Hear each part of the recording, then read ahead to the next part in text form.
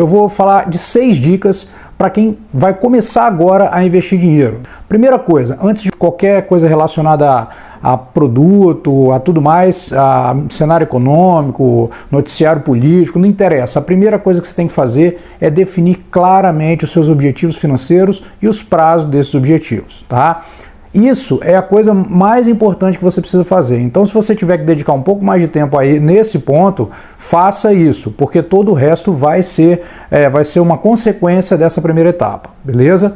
Depois disso, é importante que você compreenda os principais tipos de investimentos disponíveis no mercado financeiro, tá? Então, nessa compreensão desses investimentos principais, pense que 80%, 90% de toda a sua tomada de decisão vai se concentrar em alguns tipos de investimento principais. Então você não precisa se dedicar profundamente a algumas modalidades muito complexas de investimento.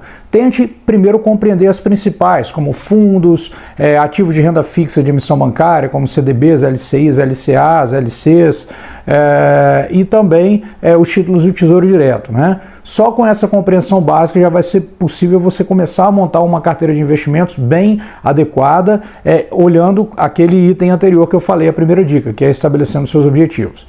Um terceiro ponto importante você deve compreender a importância do seu montante nessa carteira. Por quê? Você pode até fazer todos os seus planos, você pode até conhecer os produtos, mas se você não se atentar ao seu montante, você pode fazer tomar algumas decisões que não são as melhores. Então, muitas vezes, o montante é importante porque ele vai permitir uma escolha diferenciada ou não, né, em função disso, e existem muitos produtos que têm mínimos de entrada, ou outros que não têm mínimo de entrada, mas têm custos, e esses custos vão impactar mais quando os montantes forem menores. Então, isso vai atrapalhar a sua rentabilidade. Então, é importante você entender o seu montante e também entender que se o seu montante for inicial, for de quem está começando a montagem de uma carteira de investimentos, o seu foco deve estar muito centrado em continuar acumulando mensalmente para fazer o seu patrimônio crescer, beleza?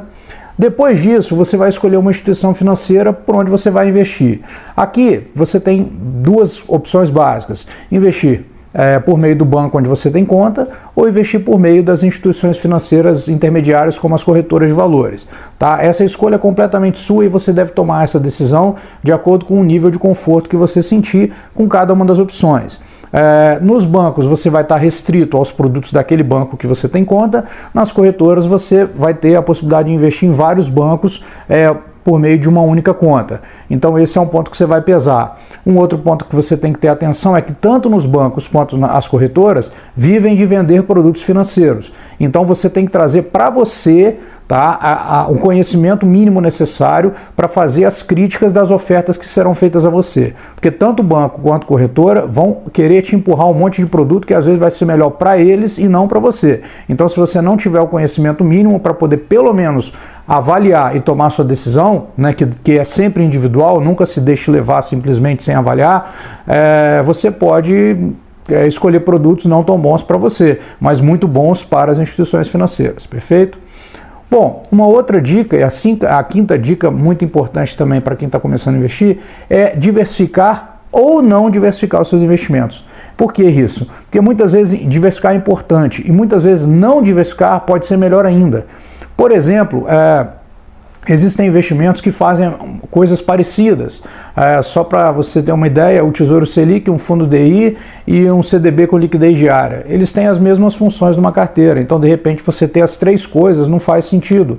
Você só vai distribuir o seu montante em muitos produtos e isso só vai te causar dificuldade de acompanhamento. Então, uma vez que você entenda como são os produtos, características de cada um, às vezes vale a pena você não diversificar, principalmente quando o seu montante é pequeno, e concentrar em poucos produtos que te permitam um bom desempenho e acumulação. E na medida que o seu patrimônio for aumentando, aí você vai fazer uma diversificação em produtos que isso faça sentido, né? Não adianta você fazer uma diversificação e espalhar o seu dinheiro em infinitos produtos, sendo que a participação de cada produto é tão ínfima na sua carteira que aconteça o que acontecer com ele não vai ter importância nenhuma. Então, às vezes, de não diversificar é até melhor. Então, a diversificação deve deve ser feita, mas sempre se ela fizer sentido. Não que ela pegue o seu valor, que se for pequeno, e distribua muito, ou mesmo que for grande, que você saia comprando produtos aleatoriamente, achando que está diversificando, mas na verdade você está comprando produtos similares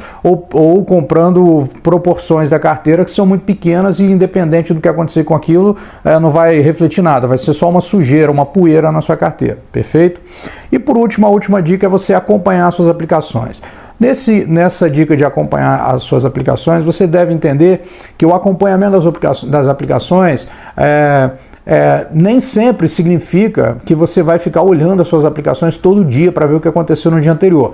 Isso aí é loucura, é perda de tempo, não faz sentido. Até faz sentido quando você começa a investir, que você vê um dia ou outro, mas é enjoado, porque é só número, entendeu?